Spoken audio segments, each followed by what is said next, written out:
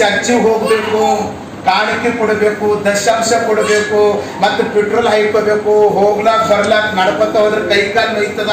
ಮನೆಗೆ ಜಪ ಮಾಡ್ಕೊಂಡ್ರೆ ಆಯ್ತು, ಮನೆಗೆ ಹಾಡು ಹಾಡಿದ್ರೆ ಆಯ್ತು, ಮನೆಗೆ ಕುಡಿದವ್ರು ಚಿಡಿದ್ರು ಆಗೋಯ್ತು. ಹಂಗಾದ್ರೆ ಎಲ್ಲರ ಮನೆ ಒಳಗಡೆನೆ ಭಕ್ತಿ ಮಾಡಂಗಿದ್ರೆ ದೇವರು ಈ ಚರ್ಚನ ಯಾಕೆ ಕಟ್ಟಿದ್ದಾನೆ? ಈ ಸಭೆಯನ್ನ ಯಾಕೆ ಸ್ಥಾಪನೆ ಮಾಡಿದ್ದಾನೆ? ಯಾರಾದ್ರೂ ತಪ್ಪು ದಾರಿಯಲ್ಲಿ ಹೋಗ್ತಾ ಇರುವಾಗ ನಮಗೆ ಲಾಭ ಸಿಗುತ್ತದಂತಂದ್ಬಿಟ್ಟು ಅವ್ರಿಗೆ ತಪ್ಪು ದಾರಿಯಿಂದ ಯಾಕೆ ಹೋಗಣ್ರಿ ಯಾಕಂತಂದ್ಬಿಟ್ಟು ನಾವು ಬಿಡಬಾರ್ದು. ಅವ್ರಿಗೆ ನಾವು ಹೇಳಬೇಕು. ಯಾಕಂತಂದ್ರೆ ಅವ್ರಿಗೆ ದೇವ್ರ ವಾಕ್ಯ ಗೊತ್ತಿಲ್ಲ. ಅವ್ರಿಗೆ ಏನ್ ಗೊತ್ತಿಲ್ಲ? ದೇವ್ರ ವಾಕ್ಯ ಗೊತ್ತಿಲ್ಲ.